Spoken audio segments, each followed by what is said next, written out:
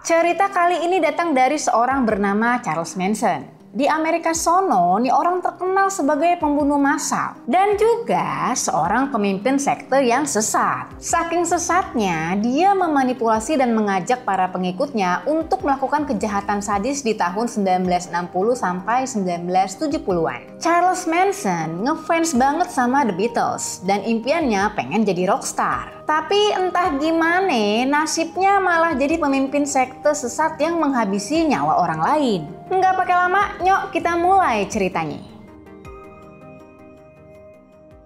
Charles Miles Maddox lahir di Cincinnati, Ohio pada tanggal 12 November 1934. Ibunya bernama Kathleen Maddox yang baru berusia sekitar 15-16 tahun sewaktu dia melahirkan Charles Manson. Charles Manson ini nggak pernah ketemu sama ayahnya dan kemudian ibunya pun menikah lagi dengan seorang pria bernama William Eugene Manson. Jadi dia pakai nama Manson ini dari nama belakang ayah tirinya. Pernikahan Kathleen Maddox dan William Eugene Manson ini cuma sebentar aja dan gak lama setelah itu pun mereka bercerai. Walau masih muda banget, ibunya Charles Manson ini udah jadi seorang pecandu minuman keras dan juga PSK. Kalau lihat tuh foto emaknya si Charles Manson, kelihatan dia masih kayak bocah labil gitu. Emaknya si Charles Manson ini kelihatan lebih cocok jadi kakaknya daripada jadi ibunya. Kathleen emang gak punya keinginan untuk jadi seorang ibu dan gak punya kemampuan juga untuk mengurus Manson dengan baik. Ibarat kata, Charles Manson ini adalah seorang anak yang gak diinginkan, tertolak oleh orang tuanya sendiri. Karena itu, ibunya lebih sering menitipkan Manson ke pengasuhnya. Dia lebih suka minum-minum ke bar. Kalau kata orang-orang namanya YOLO, ya kan? Mumpung masih muda, coy. Yang lebih ironis, Charles Manson sendiri bercerita kalau sewaktu kecil dia pernah dijual oleh ibunya kepada salah seorang pelayan restoran yang gak punya anak untuk ditukar dengan sebotol bir. Itu harga birnya berapa ya sebotol? 100.000, Kak. Malamat 100.000. Kagak dapat 20.000. Maaf Kak, ini bir bukan es teh. Oh iya juga ya, bener juga. Kalau gitu lu bawa aja nih anak gue buat elu. Birnya aja tuh kesiniin buat gue. Enteng banget bacotnya emak si Manson ini ya. Aduh ibu, ini seorang anak loh, seorang manusia. Bukan barang second, barang bekas. Sembarangan amat lu main jual aja. Dan beneran waktu itu Manson sempat dibawa oleh pelayan restoran tersebut. Tapi 4 hari kemudian pamannya Manson mencari keberadaan pelayan restoran tersebut dan menjemput Manson di sana. Punya anak kayak main-main aja gitu ya. Di usia 6 tahun, ibu dan pamannya Charles Manson melakukan perampokan di sebuah pom bensin yang membuat mereka dipenjara selama 5 tahun. Dan akhirnya Charles Manson gak ada yang ngurus, dia harus pindah ke rumah paman dan bibinya di West Virginia. Setelah ibunya Manson keluar dari penjara, dia memberikan pernyataan kepada negara kalau dia udah gak sanggup lagi membiayai hidup keluarganya. Maka dari itu, terbuanglah si Charles Manson ini. Miris. Charles Manson yang tumbuh tanpa bimbingan dan kasih sayang orang tua yang cukup membuat dia menjadi anak yang bermasalah. Di umur yang baru menginjak 9 tahun aja, dia udah coba bakar sekolahnya. Dan oleh karena itu, dia pun dipindahkan ke Reform School. Semacam sekolah dengan tempat rehabilitasi atau terapi untuk anak-anak yang bermasalah. Namanya juga anak yang bermasalah ya kan, emang hobi gitu dia bikin perkara. Manson ketahuan mencuri dan melakukan banyak pelanggaran lain. Dan akhirnya dia pindah sekolah lagi tuh ke Gibault School di Indiana. Di sekolah itu, iya tentu aja dia bermasalah lagi. Nggak betah dengan peraturan sekolahnya yang sangat-sangat ketat, Charles Manson ini suka kabur dari sekolahnya. Dia lebih suka tidur di bawah kolong jembatan, di hutan, pokoknya di mana aja yang seketemunya punya tempat buat tidur. Jadi dari kecil bisa dibilang hidupnya si Charles Manson ini emang udah pahit, udah liar. Nah, seiring waktu Manson makin berani melakukan banyak kejahatan lainnya. Salah satunya melakukan pencurian di sebuah toko. Awalnya cuma sekedar mencuri sesuatu buat dimakan, tapi dari situ kejahatannya itu mulai meluas sampai kepada pencurian mobil. Dia pun ditangkap beberapa kali, tapi karena masih di bawah umur, dia masuk lagi tuh ke tempat fasilitas anak-anak yang bermasalah.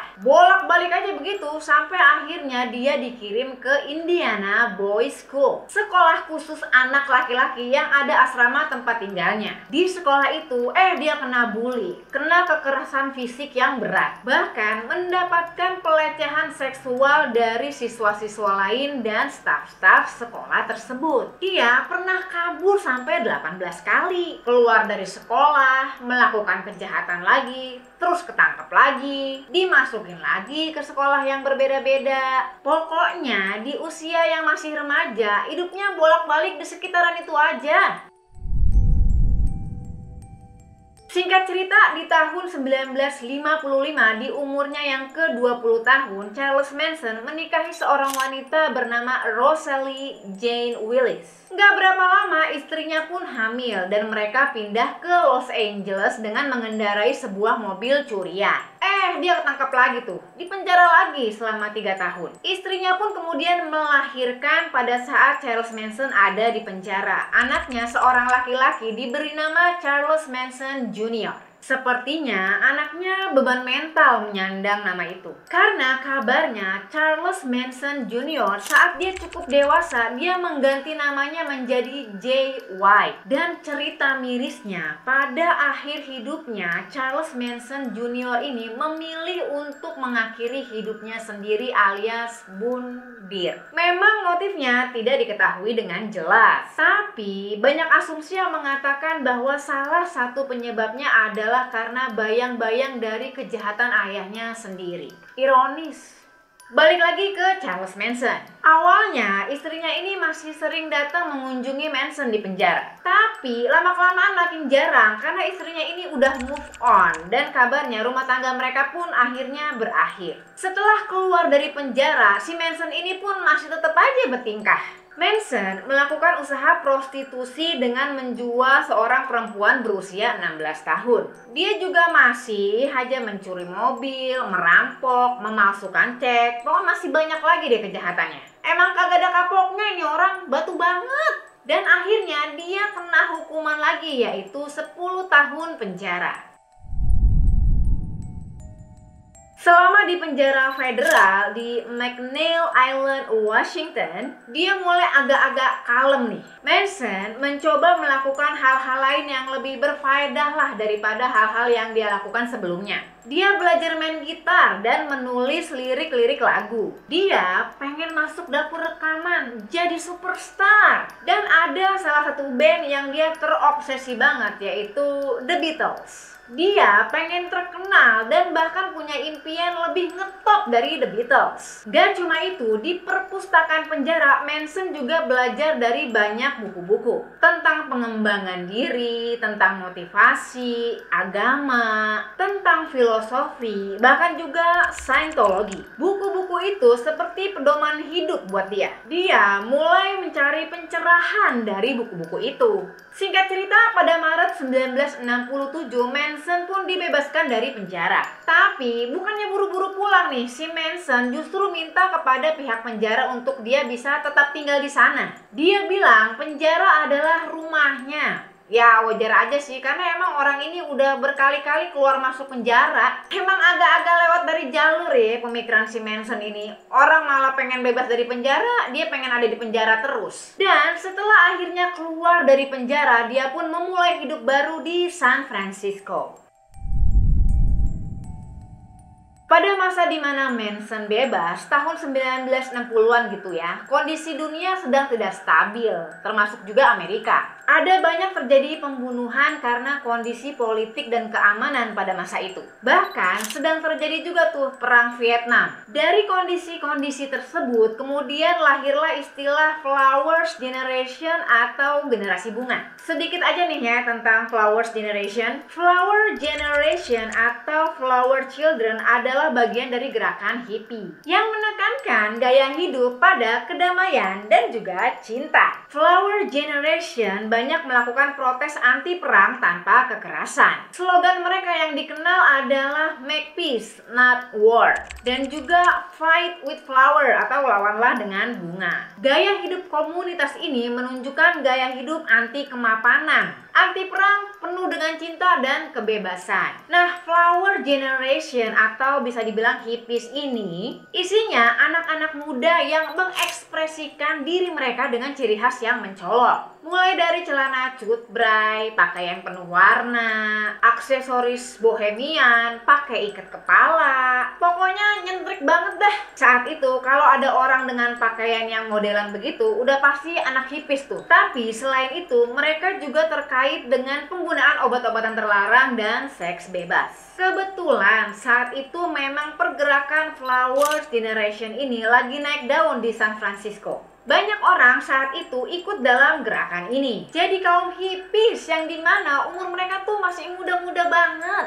anti kemapanan, suka kumpul-kumpul, bikin komunitas. Nah, disitulah waktu yang tepat untuk Manson masuk juga ke dalam komunitas itu. Dia mulai ikut-ikut kumpul dengan banyak orang, bergaul dan juga menjalin pertemanan. Dia juga mengubah penampilannya supaya sesuai dengan kondisi pada masa itu, supaya lebih kelihatan berwibawa, lebih menarik. Manson sepertinya tahu bagaimana membuat pengaruh ke orang lain, terutama cewek-cewek muda yang emang dalam masa mencari jati diri. Cewek-cewek muda yang insecure, yang masih butuh perhatian, yang lagi cari pelarian karena bermasalah sama keluarganya atau memang ditolak dari pergaulan masyarakat. Nah, cewek-cewek begini yang gampang buat dibujuk dan ditaklukkan sama Charles Manson. Dan sebaliknya, Charles Manson ini pun di mata mereka punya wibawa, punya pesona tersendiri. Mungkin ada benarnya, karena Charles Manson ini akan membuat lawan bicaranya atau temannya ini merasa diperhatikan dan didengarkan. Dia tahu bagaimana caranya membuat orang lain merasa spesial, merasa penting. Seperti yang udah gue ceritain sebelumnya, di perpustakaan penjara memang Manson ini banyak membaca buku-buku, termasuk buku tentang pengembangan diri. Gimana caranya supaya bisa menarik dalam pertemanan ataupun pergaulan. Sebenarnya ini hal yang bagus ya, tapi Charles Manson justru menerapkan ilmu ataupun pelajaran dari buku-buku tersebut untuk hal-hal yang negatif. Dia menjadikannya sebagai taktik untuk memanipulasi orang-orang supaya dia bisa mempermainkan kelemahan-kelemahan mereka dan membuat mereka menjadi pengikutnya. Nah, dari sinilah cerita horor tentang kejahatan Charles Manson kembali berlanjut.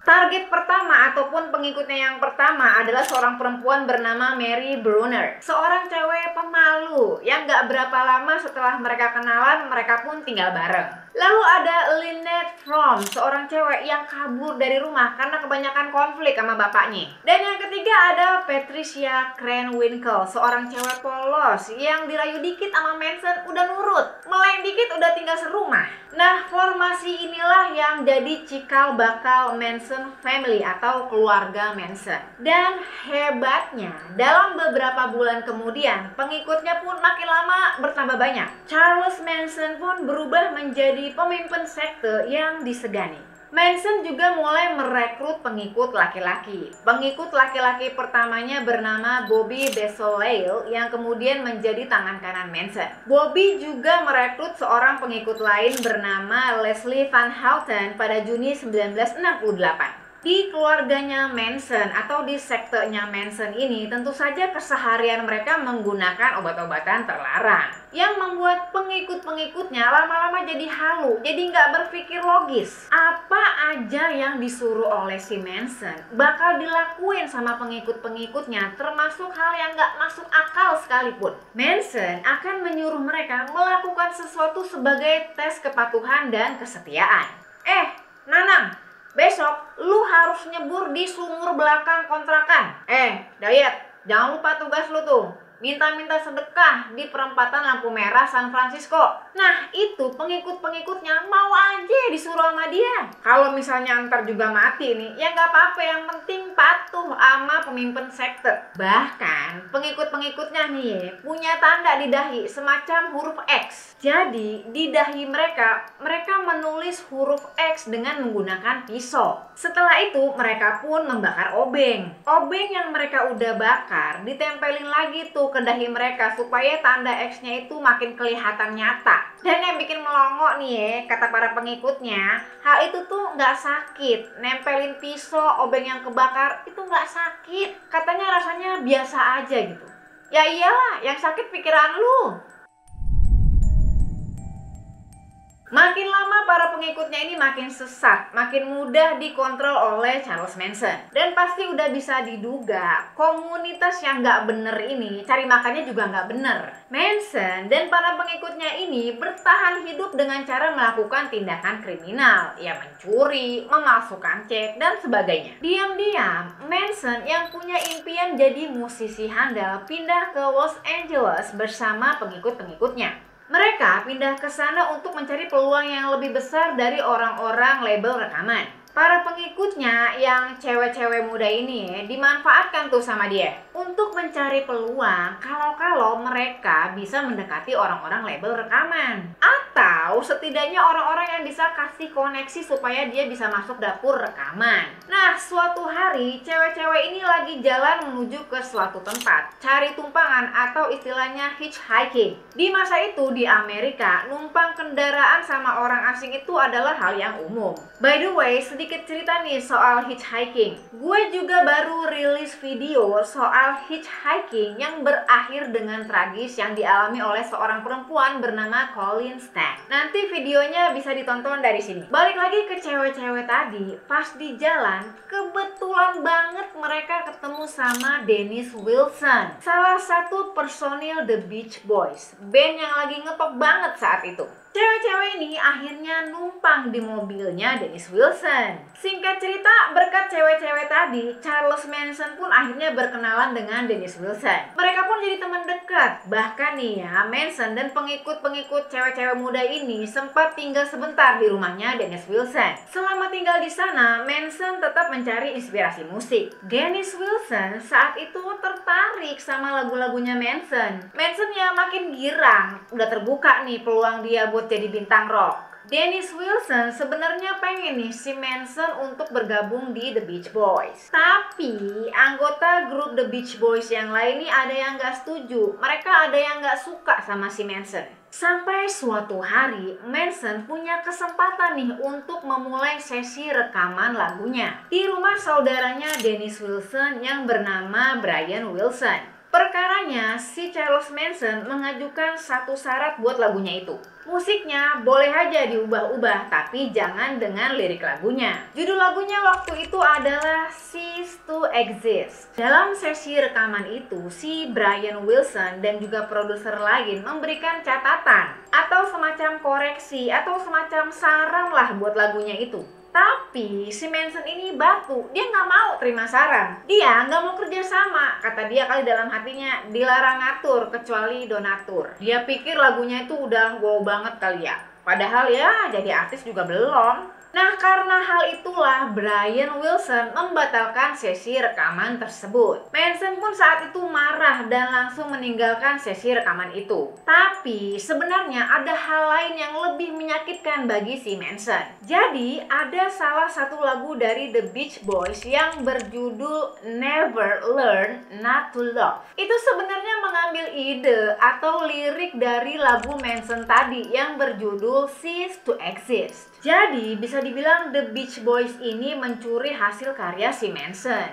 dan melakukan perubahan di judul lagu itu. Kemudian ngaku-ngaku kalau lagu itu ditulis oleh Dennis Wilson tanpa memberikan kredit kepada Charles Manson bahwa dialah penulis lagu yang sebenarnya. Ya, salah juga sih Beach Boys-nya, terutama si Dennis Wilson tuh. Kagak ada adabnya juga lu, main nyolong aja. Manson pun sakit hati, dia pergi meninggalkan rumah Dennis Wilson. Dan hubungan pertemanan mereka pun akhirnya putus. Setelah itu pada tahun 1968, Manson dan para pengikutnya pindah ke Spahn Ranch atau peternakan Spahn. Peternakan ini terletak di pegunungan Santa Susana di dekat Los Angeles. Mereka diizinkan untuk tinggal di situ sebagai imbalan melakukan pekerjaan rumah dan menemani pemilik peternakan yang sudah tua bernama George Spahn yang hampir buta. Terasing dari masyarakat antah berantah. Jadi makin bebas tuh si Manson mengendalikan para pengikutnya. Makin gampang dicuci otak tuh mereka. Di satu sisi pada 22 November 1968, The Beatles meluncurkan sebuah album berjudul The Beatles atau yang lebih dikenal dengan nama White Album. Seperti yang udah gue bilang sebelumnya, kalau Manson ini ngefans banget sama The Beatles. Nah, ada salah satu lagu di album tersebut yang membuat Manson terobsesi. Judulnya Helter Skelter. Lagu Helter Skelter itu sendiri secara umum menggambarkan sebuah kekacauan, kondisi yang kacau balau atau ketidakteraturan dalam banyak aspek kehidupan pada era tahun 1960-an. Kalau ada para warga fans The Beatles yang lebih paham soal makna lagu ini, bisa komen-komen di bawah ya. Tapi Manson justru keliru menerjemahkan lagu ini. Menurutnya, alias menurut pikiran sotoinya si Manson, The Beatles meramalkan akhir zaman atau kiamat yang ditandai dengan perang rasial. Dengan berbekal kemampuan manipulasi dan kondisi anggota komunitasnya yang udah dicuci otak, Manson memanipulasi pengikutnya bahwa akan ada perang antara ras kulit hitam dan ras kulit putih. Maka dari itu, komunitas Manson atau keluarga Manson harus siap-siap dan bersembunyi dari perang tersebut. Karena selama perang itu berlangsung, orang-orang kulit hitam akan membantai semua orang kulit putih, kecuali keluarganya Manson. Kapan waktu perang ini berlangsung nggak dikasih tahu sama si Manson. Pokoknya pengikutnya disuruh bersiap-siap dulu. Manson meyakinkan para pengikutnya yang bersembunyi selama kekacauan perang akan terluput dari semua itu di persembunyian mereka. Di mana di sana mereka akan bertahan hidup. Dan setelah perang berakhir, mereka akan keluar dari tempat persembunyian mereka. Dan pada akhirnya Charles Manson lah yang akan menguasai dunia. Widih, Charles Manson nih ngarang kayak cerita di film-film ya. Jagoannya muncul belakangan. Kejauhan emang mainnya si Manson nih, halunya kagak tanggung-tanggung. Lanjut kemudian pada Mei 1969, Manson bertemu dengan seorang produser rekaman bernama Terry Melcher. Manson kenal produser ini dulunya lewat Dennis Wilson. Manson berharap banyak kalau Terry Melcher ini bisa jadi pintu untuk dia masuk ke industri musik. Setelah diatur waktu pertemuan, akhirnya Terry Melcher datang ke tempatnya si Manson. Dia pun mendengarkan lagu-lagunya Manson, tapi kayaknya si Terry Melcher ini gak tertarik sama musiknya si Manson, yang berujung penolakan Manson masuk dapur rekaman. Gagal lagi nih si Manson jadi bintang rock. Mungkin karena udah terlalu berharap banyak bakal dapat kontrak rekaman, ekspektasinya tuh udah tinggi banget tapi ditolak. Manson pun lagi-lagi sakit hati. Ceritanya berlanjut nih, pada Juli 1969, salah seorang pengikut laki-laki Charles Manson bernama Tex Watson, yang juga seorang pengedar narkoboy, melakukan kesepakatan dengan pengedar narkoboy lainnya bernama Bernard Crowe. Si Tex ini beli narkoboy banyak banget dari Bernard Crowe, kurang lebih seharga $1.200. Tex sebenarnya nggak punya uang sebanyak itu, tapi dia bilang ke Bernard Crow, "Bang, ini barangnya gue bawa dulu ya, ntar gue bayar. Gue siapin uangnya dulu bang. Sebagai jaminannya, ini ada pacar gue nih. Biarin aja pacar gue ini tinggal dulu di sini sampai gue bisa bayar barangnya." Si Bernard Crow saat itu ya percaya-percaya aja. Tapi Tex yang udah ditunggu-tunggu nggak datang juga bawa uang yang dijanjikan. Jadi si Bernard telepon ke peternakan Span, ke tempat keluarga Manson. Nah, di sini nih terjadi salah paham yang sangat kacau. Saat itu yang kebetulan ngangkat telepon adalah si Charles Manson. Sebagai informasi nih, kebetulan nama aslinya Tex Watson ini juga Charles, yaitu Charles Denson Watson alias Tex Watson. Jadi pada saat Bernard Crow telepon dan nyari si Charles, dia salah orang. Dia bicara sama Charles Manson, bukan Charles Watson alias si Tex. Si Bernard ini mengancam kalau dia nggak dapat uangnya, dia akan membakar peternakan mereka dan menyerang para gadis-gadis pengikut si Manson. Nah, si Charles Manson yang mendengar hal ini pun menjadi marah. Dia berniat menyelesaikan masalah ini dengan mendatangi kediaman Bernard Crow. Dia datang sendiri tuh ke sono. Mereka pun akhirnya gelut. Dan pada akhirnya si Manson menembak si Bernard Crow dan membawa cewek pacarnya si Tex tadi. Tanpa diketahui Charles Manson pada awalnya, Bernard Crow yang ditembak tadi dikira udah mati. Ternyata dia masih hidup. Nah, dari kejadian itu jadi geter-geter tuh si Charles Manson. Dia jadi overthinking karena dia kira si Bernard Crow ini adalah seorang anggota Black Panther. Koreksi kalau gua salah, jadi Black Panther itu intinya adalah sebuah organisasi yang bertujuan untuk membela hak-hak kaum kulit hitam terhadap kesenjangan dan rasialisme yang masih sangat menjamur pada masa itu. Si Manson takut kalau Black Panther bakal mengadakan pembalasan dan datang untuk menghabisi keluarga Manson. Karena udah parno, dari situ Charles Manson meminta perlindungan dari geng motor yang bernama Straight Satan. Dan sebagai timbal baliknya, Manson akan memberikan pengikut cewek-ceweknya kepada mereka. Serah dah, pokoknya ini pengikut gue yang cewek-cewek muda, mau lu apain aja bebas. Asal geng lu ini bisa melindungi gue dari Black Panther. Manson pun berusaha menjalin hubungan yang baik dengan para anggota Straight Satan. Nah, sampai pada suatu hari ada anggota dari geng tersebut pengen mengkonsumsi narkoboy. Sebut aja namanya si A. Si A ini meminta bantuan Manson untuk dibeliin narkoboy. Si Manson pun menyuruh anak buahnya yang bernama Bobby Beseloet. Bobby kemudian beli narkoboy itu dari seorang yang bernama Gary Hinman.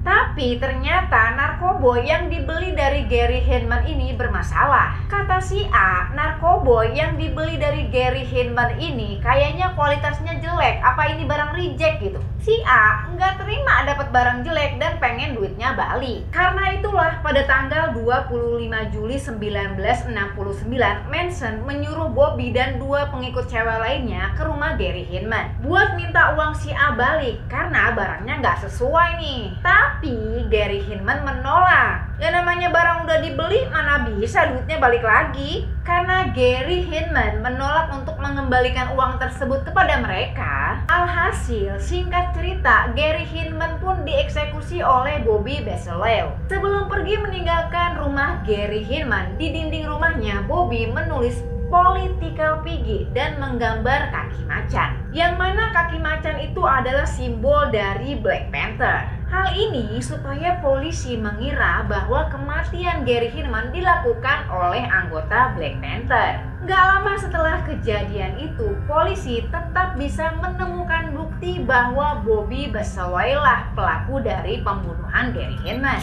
Dan dia kemudian ditangkap pada tanggal 6 Agustus 1969. Penangkapan Bobby membuat keluarga Manson bersimpati. Ya karena emang dia udah jadi bagian dari keluarga itu. Selain itu, Manson juga sebenarnya takut kalau polisi melakukan investigasi mendalam dia bisa ketahuan. Manson pun mikir gimana caranya si Bobby bisa bebas. Otaknya muter, mikirin jalan keluar yang menurutnya paling bagus. Dia mau bikin pola eksekusi aksi pembunuhannya seolah-olah sama seperti sebelumnya. Dia harus kasih penanda di dinding korbannya nanti. Serupa dengan kasus Gary Hinman yang di dindingnya dituliskan political picky. Harapan si Manson kalau misalnya ada pembunuhan dengan pola atau ciri yang sama dalam waktu yang dekat, polisi akan mengira kalau ada pembunuh lain yang sedang berkeliaran. Dan yang pastinya pelakunya udah pasti bukan Bobby Beseloir karena dia ada di penjara. Dengan begitu, polisi akan mengira kalau mereka salah tangkap orang dan Bobby Beseloir pun akan dibebaskan dari penjara. Nah, gitu deh kira-kira pemikiran halunya si Manson. Dengan segera, Manson dan Tex siap-siap mewujudkan rencana pembunuhan itu. Tapi kira-kira siapa ya yang bisa dijadikan target pembunuhan selanjutnya? Manson pun dapat ide, dia inget sama Terry Melcher, produser rekaman yang gagal total membantu Manson. Karena emang Manson menyimpan sakit hati kepada Terry Melcher, maka dia pun dijadikan target selanjutnya. Manson kan emang udah tahu rumah si Terry Melcher ini karena emang sebelumnya udah pernah main ke situ. Dan akhirnya mulailah mereka menjalankan aksi penghilangan nyawa tersebut. Di peternakan, Manson pun bilang kepada pengikut-pengikutnya kalau Helter Skelter segera dimulai. Dan untuk mempercepat perang tersebut, mereka harus melakukan eksekusi pembunuhan terlebih dulu. Harus ada korban-korban yang berjatuhan. Sebenarnya dengan membunuh Gary Hinman sebelumnya dan membuat pembunuhan tersebut seakan-akan dilakukan oleh kaum kulit hitam ataupun Black Panther, Manson berharap kalau hal ini akan memicu permusuhan antara kaum kulit hitam dan kulit putih. Bahkan akan membuat para pengikutnya makin percaya dengan filosofinya Helter Skelter. Tapi banyak juga nih anggapan yang mengatakan kalau Helter Skelter ini cuma alasan si Manson aja untuk manipulasi pengikutnya agar mereka mau terlibat membantunya mengeksekusi orang yang dia benci, yaitu Terry Melcher. Sekalian untuk menutupi kejahatan-kejahatan kriminalnya yang lain yang udah gagal. Dan akhirnya pada tanggal 8 Agustus 1969, Charles Manson menyuruh pengikut-pengikutnya yaitu Tex Watson, Susan Atkins, Linda Kasadian, dan Patricia Krenwinkel untuk mendatangi rumah Terry Melcher. Dia yakin kalau rumah yang terletak di Cielo Drive itu masih dihuni sama Terry Melcher. Padahal tanpa sepengetahuan Manson, Terry Melcher udah kagak tinggal di situ. Yang tinggal di situ adalah seorang artis bernama Sharon Tate yang lagi hamil 8 bulan dan suaminya seorang sutradara film bernama Roman Polanski. Pada malam itu, Sharon Tate lagi kumpul-kumpul nih sama teman-temannya. Nih mohon maaf ya kalau ada salah-salah sebut nama-namanya tuh pada susah. Abigail Folger, Wojciech Frykowski, dan Jay Sebring. Ada satu orang lagi nih yang ada di rumah itu bernama Stephen Perrin. Dia sebenarnya cuma ada keperluan sama seorang penjaga rumah. Ya istilahnya dia cuma tamu random aja gitu. Dan pada malam itu juga suami Sharon Tate, Roman Polanski, kebetulan lagi ada di Eropa untuk sebuah project film. Di tengah malam, Tex Watson dan 3 cewek tadi sampailah di Cielo Drive. Tex Watson adalah orang yang pertama yang akan masuk ke rumah itu. Saat masih di luar rumah, dia melihat Stephen Perrin yang sebenarnya udah duduk tuh di mobilnya. Stephen Perrin ini lagi siap-siap mau pulang. Dan saat itu juga Tex Watson mendor Stephen Perrin sebanyak 4 kali. Setelah itu Tex Watson ngasih tahu ke cewek-cewek untuk masuk juga ke dalam rumah itu. Mereka berhasil masuk ke rumah itu dengan gampang karena rumah itu nggak dikunci. Tex dan ketiga cewek lainnya yang seharusnya membunuh Terry Melcher malah salah sasaran. Tapi atas perintah Charles Manson, kalian harus berhasil masuk ke rumah tersebut dan siapapun yang ada di rumah itu harus kalian habisi sebrutal mungkin. Ya mereka ingetnya cuma pesan-pesan si Manson itu aja, nggak peduli kalau mereka salah sasaran. Tex pun nggak lama juga mendor Jay Sebring. Dan satu persatu mereka pun dieksekusi termasuk Sharon Tate yang sedang mengandung 8 bulan. Nyawa Sharon Tate dan teman-temannya ini pun dihilangkan dengan cara ditikam secara sadis. Mereka pun meninggalkan tanda atau tulisan lagi di pintu rumah Sharon Tate. Tulisannya pun hampir sama, Pig, dengan menggunakan darah Sharon Tate. Manson kabarnya kurang puas dengan eksekusi yang dilakukan oleh Tex Watson dan pengikut cewek-cewek tadi. Padahal itu juga kan salah sasaran ya. Mungkin dari cerita si Tex Watson, eksekusinya kurang brutal kali ya. Nah, untuk melampiaskan ketidakpuasannya itu, Manson mau menunjukkan ke pengikut-pengikutnya nih. Nih, harusnya kayak gini nih caranya kalau lu mau mengeksekusi orang. Maka dari itu, di malam berikutnya, keluarga Manson pun kembali melakukan aksi penghilangan nyawa. Mereka secara acak aja gitu, keliling-keliling terus ketemu satu rumah. Dan rumah itu adalah milik sepasang suami istri, Leno dan Rosemary LaBianca. Kali ini Manson dan salah satu pengikut ceweknya bernama Leslie Van Houten ikut serta. Bersama dengan Tex Watson, Linda Kasabian, Patricia Krenwinkel, dan Susan Atkins, mereka pun mengeksekusi Leno dan Rosemary LaBianca. Mereka mengikat kedua pasangan tersebut dan menikam Leno dan Rosemary sebanyak 67 kali.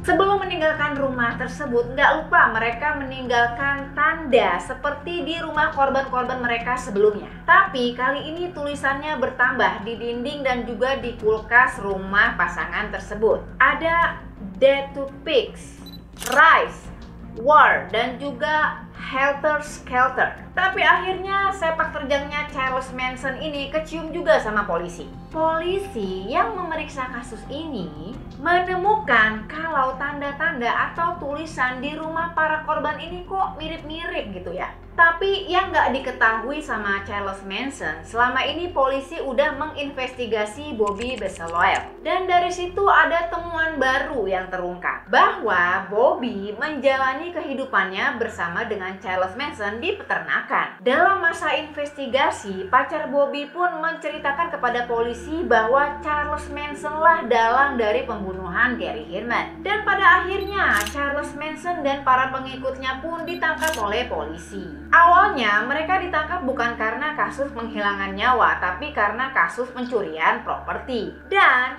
klimaksnya, Susan Atkins yang juga saat itu ditangkap menjadi penentu dari akhir kasus ini. Dia menyombongkan diri, berasa sok jagoan. Dia cerita ke teman selnya kalau dialah pembunuh Sharon Tate. Biar dibilang apa sih lu, Susan Atkins? Tapi ya ada bagusnya juga dia narsis begitu, karena dari situlah terungkap semua pembunuhan yang sudah dilakukan oleh Charles Manson dan para pengikutnya. Charles Manson dan para pengikutnya pun terbukti dinyatakan bersalah atas kasus penghilangan nyawa Sharon Tate dan pasangan LaBianca. Mereka dikenakan hukuman mati. Tapi karena Mahkamah California menilai bahwa hukuman ini tidak sesuai dengan konstitusional, hukuman mereka pun dirubah menjadi hukuman penjara seumur hidup. Begitu pula dengan pengikut-pengikut ceweknya yang setia tadi. Leslie Van Houten, Susan Atkins, Patricia Krenwinkel, mereka dipenjara seumur hidup. Kecuali Linda Kasabian, yang menurut gue agak janggal sih ya, karena cuma dia nih yang gak dikenakan hukuman dengan alasan bahwa dia nggak terlibat dalam eksekusi pembunuhan, hanya sebagai saksi mata yang memberikan kesaksian untuk memberatkan Charles Manson dan pengikut-pengikutnya yang lain. Padahal nih, pengikut-pengikut cewek si Manson ini, mereka tuh cantik-cantik banget, masih muda, cantik-cantik, bisa-bisanya malah ngikutin si Charles Manson yang edan. Mendingan juga lu bikin girl band kek, apa kek. Aduh. Dan pada akhirnya Charles Manson menghabiskan sisa umurnya di penjara sampai dia tutup usia yang ke-83 tahun pada tanggal 19 November 2017. Ya, makasih banyak udah nemenin gue bahas kasus ini yang emang panjang dan ribet banget. Mohon maaf kalau ada kata-kata atau informasi yang kurang tepat atau penyampaian gue yang kurang pantas. Yang subscribe, gue doain naik jabatan. Amin. Lanjutkan, merdeka Atawati.